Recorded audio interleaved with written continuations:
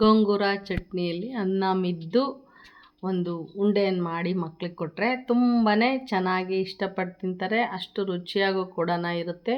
ಬನ್ನಿ ಟೇಸ್ಟ್ ಹೇಗೆ ಬಂದಿದೆ ಗೊತ್ತಾ, ಸಖತ್ತಾಗಿದೆ.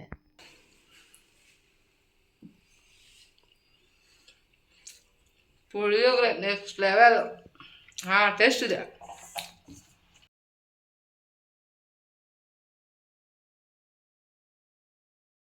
ಅಮ್ಮ ಅಮ್ಮ ಏನಮ್ಮ ನಾನೇ ಮೊಬೈಲ್ ಇಟ್ಕೊಂಡು ಬಂದ? ಹೇಳು. ನನಗೆ ಒಂದು ರೆಸಿಪಿ ಮಾಡಿಕೊಡ್ಬೇಕು. ಏನು? ಸರ್ಪ್ರೈಸ್. ನಮ್ಮ ಗಾರ್ಡನ್ನಲ್ಲಿರೋ ಗೋಂಗೂರ ಸೊಪ್ಪು ಕಿತ್ಕೊಂಬಂದಿದ್ದೀನಿ. ಸೊ ಗೋಂಗೂರ ಪಚಡಿ ಮಾಡಿಕೊಡ್ಬೇಕು ನನಗೆ. ನಾನೇ ತೊಳೆದು ನಾನೇ ರೆಡಿ ಮಾಡಿ ಇಟ್ಟಿರೋ ಸೊಪ್ಪು ನಾನೇ ಕಿತ್ಕೊಂಬಂದಿದ್ದು. ನಾನು ಜೊತೆಗೆ ನನಗಿದು ಪಚಡಿ ಮಾಡಿಕೊಡು, ನನಗೆ ತಿನ್ಬೇಕು ಅನ್ನಿಸ್ತಿದೆ. ಇದಕ್ಕೆ ಏನೇನು ತೊಗೊಂಡಿದ್ದೀನಿ ಅಂತೇಳಿ ಹೇಗೆ ಅಂತೇಳಿ ಫಸ್ಟ್ ನಾನು ಇಂಟ್ರೊಡ್ಯೂಸ್ ಮಾಡ್ಕೊಂಡು ಆನಂತರ ಇದು ಹೇಗೆ ಮಾಡೋದು ಅಂತ ತೋರಿಸ್ತೀನಿ. ಇವಾಗ ಅದನ್ನೇ ಮಾಡೋಣ ಅಂತಿದ್ದೆ ನಾನು. Hi everyone, welcome to Savita Nisu YouTube channel. ನಾನು ನಿಮ್ಮ ಸವಿತಾ. ಬನ್ನಿ, ಇವತ್ತಿನ ದಿನ ಗೋಂಗೂರ ಸೊಪ್ಪಿನ ಒಂದು ಪಚಡಿ ಅಥವಾ ಚಟ್ನಿ ಅಂತಲೇ ಹೇಳ್ತಾರೆ. ಇದು ನಮ್ಮ ಪ್ರಾಂತ್ಯಗಳಲ್ಲಿ ಜಾಸ್ತಿ ಮಾಡೋದಿಲ್ಲ, ಇದನ್ನು ಬಳಕೆನೂ ಕಮ್ಮಿನೇ. ಇದು ಹೊಸಪೇಟೆ ಸೈಡು, ಆಮೇಲೆ ಆಂಧ್ರ ಸೈಡು ಅದು ಫೇಮಸ್ ಅವ್ರಿಗೆ ಅದೆಲ್ಲನ. ನನ್ನ ಮಗಳು ಮೊನ್ನೆ ಆಂಧ್ರಕ್ಕೆ ಹೋಗಿದ್ಲು ಫ್ರೆಂಡ್ ಜೊತೆಗೆ ಅಂತ ಹೇಳಿದ್ನಲ್ವ. ಅವರ ತಂದೆ ಅಂದರೆ ಅವ್ಳ ಫ್ರೆಂಡ್ ತಂದೆ ಆ ಗೋಂಗೂರ ಬೀಜದ ಒಂದು ಪ್ಯಾಕೆಟ್ಗಳನ್ನ ಒಂದು 2 ಕೊಟ್ಟು ಕಳಿಸಿದ್ರು. ಇದು ತುಂಬ ಒಳ್ಳೆಯದು, ಮನೆ ಹತ್ರ ಪಾಟಲ್ಲಿ ಹಾಕ್ಕೊಂಡು ಯೂಸ್ ಮಾಡಿರಿ, ಗಿಡ ಚೆನ್ನಾಗಿ ಬರುತ್ತೆ. ಅದು ನಾವು ಮುರಿತಾ ಇದ್ದರೆ ಭಾಳ ಸರಿ ಯೂಸ್ ಮಾಡಬೇಕು ಅಂತ ನಾನು ಮುಂದೆ ನಮ್ಮ ಹಿತ್ತಲಲ್ಲಿ ಸ್ವಲ್ಪ ಅಂದರೆ ಜಾಗದಲ್ಲಿ ಹಾಕ್ಕೊಂಡಿದ್ದೆ. ಆ ಸೊಪ್ಪನ್ನು ಎತ್ಕೊಂಡು ಎಲ್ಲ ತೊಳೆದು ಹೆಚ್ಚಿ ಎತ್ತಿಟ್ಕೊಂಡಿದ್ದೀನಿ. ಬನ್ನಿ ಆ ಗೋಂಗೂರ ಚಟ್ನಿ ಅಥವಾ ಪಚಡಿನ ಮಾಡೋದು ಹೇಗೆ, ಅದಕ್ಕೇನೆಲ್ಲ ಇಂಗ್ರೀಡಿಯೆಂಟ್ಸ್ ತೊಗೊಂಡಿದ್ದೀನಿ ಅಂತೇಳಿ ತೋರಿಸ್ತಾ ಹೋಗ್ತೀನಿ. ಬನ್ನಿ ನೋಡೋಣ. ನಮ್ಮ ಅಕ್ಕರು ಬಾಷ್ಟಿದ್ದಾರೆ. ಏನು ಗೋಂಗೂರ ಸೊಪ್ಪ ಬಂದು ಈ ಗಿಡಕ್ಕೆ ಕೂರ್ಬಿಟ್ಟದ ಮಿದು ಇತ್ತಲ್ಲ, ಯಾರು ಬಂದಿರಿ ಬೀನ್ಸ್ ಕಾಯಿದ್ದು.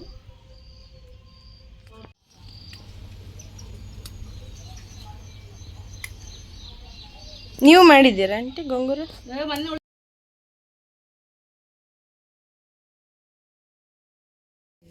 ನಮ್ಮ ಅಣ್ಣನಂತೆ ಇಲ್ಲಂತೆ ಬೀಜಗಳು, ಅವ್ರು ಇವಾಗ ಬೀಜ ಮಾಡ್ತಾ ಇಲ್ಲ. ಇನ್ನೊಂದು ಅಣ್ಣ ನಂಬಿದೆ ನಮ್ಮಲ್ಲಿ ಹೇಳಿದ್ರೆ. ಬನ್ನಿ ನೋಡಿ, ಗೋಂಗೂರ ಚಟ್ನಿಗೆ ಮೇನ್ ಬೇಕಾಗಿರೋದು ಸೊಪ್ಪು. ಇದು 2 ಕಟ್ಟಷ್ಟು ಸೊಪ್ಪನ್ನು ನಾನು ತೆಗೆದು ತೊಳೆದು ಹೆಚ್ಚಿ ಬಸಿ ಇಟ್ಕೊಂಡಿದ್ದೀನಿ. ಹಾಗೇನೂ ಕೂಡ ಎಲೆನೂ ಹಾಕ್ಬೋದು, ಬಟ್ ನಾನಿಲ್ಲಿ ಕಟ್ ಮಾಡ್ಕೊಂಡಿದ್ದೀನಿ. ಅದಕ್ಕೆ ಮತ್ತೆಲ್ಲ ಏನೇನು ಯೂಸ್ ಮಾಡ್ತಾ ಇದ್ದೀನಿ ಬನ್ನಿ ನೋಡೋಣ. ಇಲ್ಲಿ ಇದು ಖಾರವಾಗೇ ಮಾಡಬೇಕು ಚಟ್ನಿ. ಹುಳಿ ಇರೋ ಸೊಪ್ಪು ಹುಳಿಯಿಂದ ಇರೋದ್ರಿಂದ ನಾವು ಸ್ವಲ್ಪ ಖಾರ ಜಾಸ್ತಿ ಮಾಡಬೇಕು ಇಲ್ಲಿ. ಹಂಗಾಗಿ ನಾನು ಬರೀ ಗುಂಟೂರು ಮೆಣಸಿನ್ಕಾಯಿನ ಒಂದು 100 ಗ್ರಾಮು ಅಥವಾ ಅದಕ್ಕಿಂತ ಸ್ವಲ್ಪ ಕಮ್ಮಿ, ಒಂದು 50-60 ಅಂದ್ಕೊಂಡ್ರೆ ಒಣಮೆಣ್ಸಿನ್ಕಾಯಿ ಅಷ್ಟು ತೊಗೊಂಡಿದ್ದೀನಿ. ಇದು ಹುಳಿ ಇದೆ ಸೊಪ್ಪು, ಹಂಗಾಗಿ 2 ಕಟ್ಟಿಗೆ ಇಷ್ಟು ತೊಗೊಂಡಿದ್ದೀನಿ ನಾನು. ಹಾಗೆಯೇ 1 ಬೌಲಷ್ಟು ಎಣ್ಣೆ ತೊಗೊಂಡಿದ್ದೀನಿ.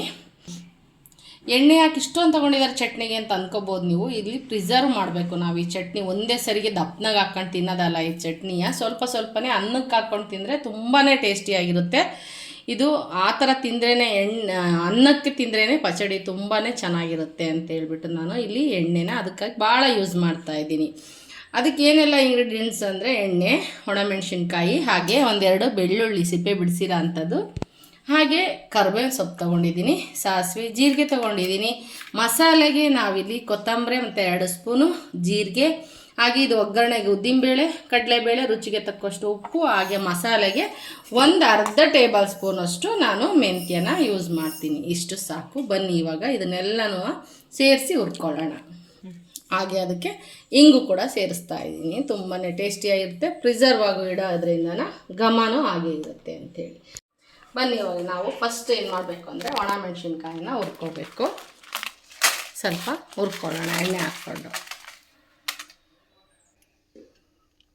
1-2 ಸ್ಪೂನ್ ಎಣ್ಣೆ ಹಾಕ್ಕೊಂಡು ಹುರ್ಕೊಳ್ಳೋಣ.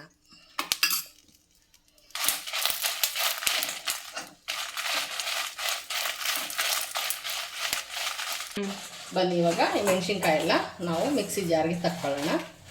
ಹಾಗೆ ಇದೇ ಬಿಸಿಗೆ ನಾವು ಇಲ್ಲಿ 1 ಚಮಚಷ್ಟು ಕೊತ್ತಂಬರಿ ಕಾಳು ತೊಗೊಂಡಿದ್ದೀನಿ 2 ಕಟ್ ಸೊಪ್ಪಿಗೆ. ಹಾಗೆಯೇ 1.5 ಸ್ಪೂನಷ್ಟು ಜೀರಿಗೆ ತಗೊಂಡಿದ್ದೀನಿ, ಅರ್ಧ ಟೇಬಲ್ ಸ್ಪೂನಷ್ಟು ಮೆಂತ್ಯ ಕೂಡ ಹಾಕಿ ಸ್ವಲ್ಪ ಬಿಸಿ ಮಾಡ್ಕೊಳ್ಳೋಣ.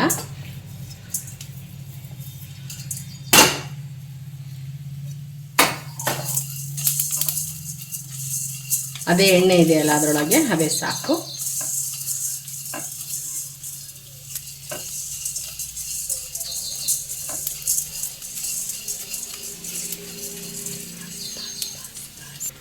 ಸ್ವಲ್ಪ ಹಿಂಗನ್ನು ಕೂಡ ಸೇರಿಸೋಣ. ಒಂದಷ್ಟು ಹಿಂಗನ್ನು ಹಾಕ್ತಾ ಇದ್ದೀನಿ. ಬನ್ನಿ ಇವಾಗ ಸಾಕು, ಇದನ್ನು ಮಿಕ್ಸಿ ಜಾರ್ಗೆ ಹಾಕೋಣ. ಇದನ್ನು ಪೇಸ್ಟ್ ಮಾಡ್ಕೊಳ್ಳೋಣ, ಅಂದರೆ ಪೌಡರ್ ಮಾಡ್ಕೊಳ್ಳೋಣ. ಮೆಣಸಿನ್ಕಾಯಿ ಮತ್ತು ಈ ಮಸಾಲೆ ಪದಾರ್ಥಗಳನ್ನೆಲ್ಲನೂ ಅಂತಿದೆ ಮಸಾಲ ಪೌಡ್ರು, ಮೆಂತ್ಯ ಜೀರಿಗೆ ಎಲ್ಲ ಇದೆಯಲ್ಲ, ಇದಕ್ಕೆ ಸ್ವಲ್ಪ ರುಚಿಗೆ ಉಪ್ಪನ್ನು ಹಾಕೋಣ. ಸ್ವಲ್ಪ ಉಪ್ಪು ಖಾರ ಜಾಸ್ತಿನೇ ಇರಬೇಕು ಇದಕ್ಕೆ. ಹುಳಿ ಮುರಿಯೋದಕ್ಕೆ ಸೊಪ್ಪಲ್ಲಿರೋ ಅಂಥ ಹುಳಿ ಅಂಶಕ್ಕೆ ಮ್ಯಾಚ್ ಆಗಂಗೆ ಹಾಕ್ಬೇಕು.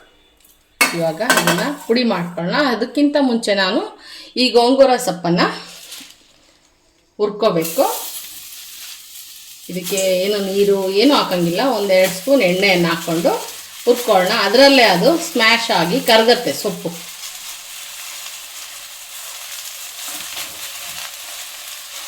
ಬನ್ನಿ ಇವಾಗ ಈ ಸೊಪ್ಪಿಗೆ 1-2-3 ಸ್ಪೂನಷ್ಟು ಎಣ್ಣೆಯನ್ನು ಹಾಕಿ ಹುರಿಯೋಣ. ನೋಡಿ, ಆ ಬಿಸಿಗೇನೆ ಆಗಲೇ ಸ್ಮ್ಯಾಶ್ ಆಗ್ತಾಯಿದೆ ಸೊಪ್ಪು. ಎಷ್ಟಾಗುತ್ತೆ ಗೊತ್ತಾ? ಇಷ್ಟು ಸೊಪ್ಪಿದ್ರು ಇಷ್ಟೇ ಆಗುತ್ತೆ. ಮೆಹಂದಿ ಕಲರ್ ಬರುತ್ತೆ. ಕಲ್ಲರೇ ಚೇಂಜ್ ಆಗುತ್ತೆ, ಗ್ರೀನ್ ಹೋಗ್ಬಿಟ್ಟು ಮೆಹಂದಿ ಚಟ್ನಿ ಥರ ಆಗುತ್ತೆ. ಗೋಂಗೂರ ಚಟ್ನಿ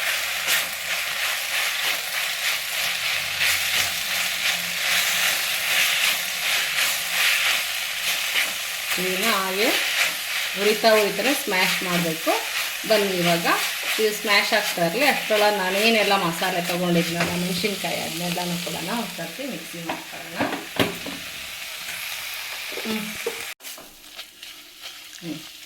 ನೋಡಿ ಯಾವ ಥರ ಆಗ್ತಾಯಿದೆ ಅಂತ. ಎಷ್ಟು ಸೊಪ್ಪು ಹಾಕಿದ್ದೆ ನಾನು, 2 ಕಟ್ಟಷ್ಟು ಸೊಪ್ಪು ಎಷ್ಟಾಗಿದೆ ನೋಡಿ.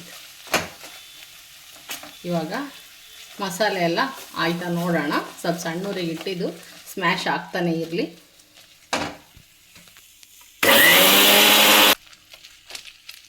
ನೋಡಿ ಎಷ್ಟಾಯ್ತು ಸೊಪ್ಪು. ಬನ್ನಿ ನಾನು ಇದೇ ಬಾಣಲಿ ಒಳಗೇ ಒಗ್ಗರಣೆ ಮಾಡ್ತೀನಿ. ಇವಾಗ ಒಂದು 4-5 ಟೇಬಲ್ ಸ್ಪೂನಷ್ಟು ಎಣ್ಣೆನ ಹಾಕ್ತಾಯಿದ್ದೀನಿ.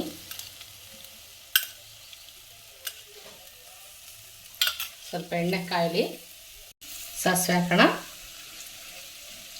ಇದು ಬೇಕಂದ್ರೆ ನೀವು ಪಕ್ಕಕ್ಕೂ ಎತ್ತಿಟ್ಕೋಬೋದು. ಇದನ್ನು ಸ್ಮ್ಯಾಶ್ ಆಗಿರೋಂಥ ಸೊಪ್ಪನ್ನು ನಾನು ಅದರೊಳಗೆ ಇಟ್ಟಿದ್ದೀನಿ ಸೈಡಲ್ಲಿ. ಇವಾಗ ಇದಕ್ಕೆ 1 ಟೇಬಲ್ ಸ್ಪೂನ್ ಕಡಲೆಬೇಳೆ, 1 ಟೇಬಲ್ ಸ್ಪೂನ್ ಉದ್ದಿನಬೇಳೆನೂ ಕೂಡ ಹಾಕ್ತಾಯಿದ್ದೀನಿ. ಸ್ವಲ್ಪ ಸಿಡಿಲಿ ಇದು ಜೀರಿಗೆ, ಸಾಸಿವೆ.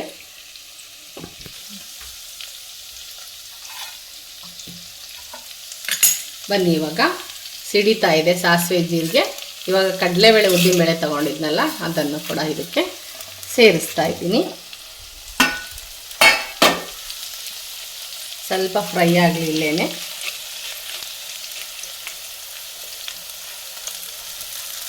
ಬನ್ನಿ ಇವಾಗ ಬಾಯಿಗೆ ಕಡಲೆಬೇಳೆ ಉದ್ದಿನಬೇಳೆ ಸಿಗ್ತಾ ಇದ್ದರೆ ಚೆನ್ನಾಗಿರುತ್ತೆ ಅಂತ ಹಾಗೆಯೇ ಒಂದು ಸ್ವಲ್ಪ ಕರಿಬೇವಿನ ಸೊಪ್ಪು ಹಾಕ್ತಾಯಿದ್ದೀನಿ.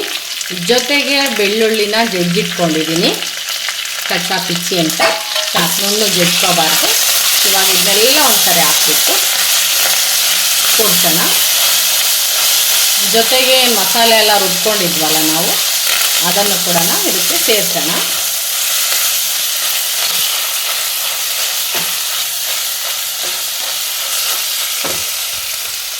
ಎಣ್ಣೆ ಬೇಕಂದರೆ ನೀವು ಹಾಕೋಬೋದು, ಇಡ್ತೀನಿ ನಾನು ಅಂತ ಅನ್ನೋದಾದರೆ. ನೋಡಿ ನಾನಿಲ್ಲಿ ಮಸಾಲ ಪುಡಿನ ಈ ಥರ ಮಾಡ್ಕೊಳ್ಳೋಣ. ನಯಸ್ ಮಾಡ್ಕೊಂಡಿಲ್ಲ, ಒಂದು ತರಿಯಾಗಿ ಮಾಡ್ಕೊಂಡಿದ್ದೀನಿ. ಇದರಲ್ಲಿ ಒಂದು ಅರ್ಧ ಹಾಕ್ತೀನಿ. ಯಾಕೆ ಗೊತ್ತಾ, ಸೊಪ್ಪು ಸ್ವಲ್ಪ ಭಾಳ ಬಾಡಿದೆ, ಹಂಗಾಗಿ ಬೇಕು ಅಂದರೆ ನಾವು ಆಮೇಲೆ ಕೂಡ ಸೇರಿಸ್ಕೋಬೋದು. ನೋಡಿ ಫೈನಲ್ಲಾಗೆ ಈ ಥರ ಆಗುತ್ತೆ. ಇದನ್ನು ನಾವು ಹೊರಗಿಟ್ರೆ ಒಂದು ವಾರ ಇಟ್ಕೊಬೋದು, ಫ್ರಿಜ್ಜಲ್ಲಿ ಇಟ್ಕೊಂಡ್ರೆ ಒಂದು 20 ದಿವಸ 15 ದಿವಸ ಇಟ್ಕೊಂಡು ತಿನ್ಬೋದು. ಅನ್ನಕ್ಕಂತೂ ತುಂಬಾ ಟೇಸ್ಟಿಯಾಗಿರುತ್ತೆ. ಫೈನಲಿ ಚಟ್ನಿ ರೆಡಿ ಆಯ್ತು. ಇವಾಗ ಸ್ಟವಲ್ಲಿ ಫೈನಲಿ ಹಾಗೆ ಹೋಯ್ತು. ಇವಾಗ ಇದನ್ನೊಂದು ಬಾಕ್ಸಿಗೆ ಎತ್ತಿಟ್ಕೊಳ್ಳೋಣ. ಅನ್ನಕ್ಕೆ ಹಾಕ್ಕೊಂಡು ನಮ್ಗೆ ಎಷ್ಟು ಬೇಕೋ ಅಷ್ಟು ಚಟ್ನಿ ಥರ ಯೂಸ್ ಮಾಡಬೇಕು. ಇದನ್ನು ಪುಳಿಯೋಗರೆ ಹೆಂಗೆ ಕಲ್ಸ್ಕೊತೀವಿ ಹೇಳ್ರಿ, ಆ ಥರ ಅನ್ನಕ್ಕೆ ಇದನ್ನು ಕಲ್ಸ್ಕೊತೀವಿ. ಸಖತ್ತಾಗಿರುತ್ತೆ.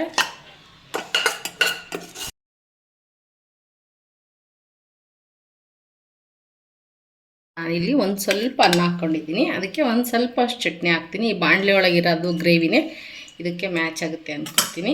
ಈ ಥರ ನೀವು ಕಲ್ಸ್ಕೊಂಡು ತಿನ್ಬೋದು. ಸ್ವಲ್ಪ ತುಪ್ಪ ಹಾಕೊಂಡ್ರಂತೂ ತುಪ್ಪ ಹಾಕೊಂಡು ಕೈ ತುತ್ತು ಕೊಡ್ಕೊಂತ ಮೆತ್ತಗಿರ್ಬೇಕು ಅನ್ನ. ಇನ್ನೂ ತುಂಬಾ ಚೆನ್ನಾಗಿರುತ್ತೆ.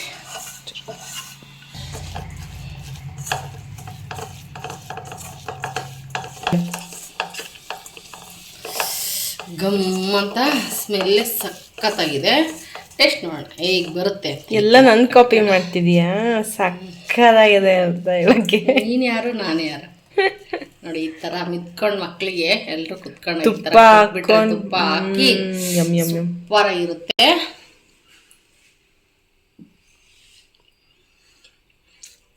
Puliyogare next level. ಟೇಸ್ಟ್ ಇದೆ. ಮಗಳಿಗೂ ಕೊಡ್ತೀನಿ ಟೇಸ್ಟ್.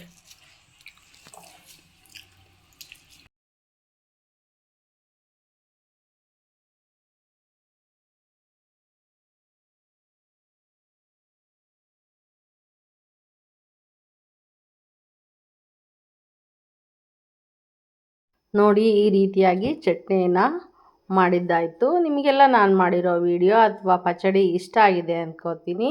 ಹಾಗೆಯೇ ನಾನು ನೆಕ್ಸ್ಟ್ ವಿಡಿಯೋದಲ್ಲಿ ನಿಮ್ಮ ಜೊತೆ ಸಿಗ್ತೀನಿ. ಬಾಯ್, ಮತ್ತೆ ಸಿಗೋಣ.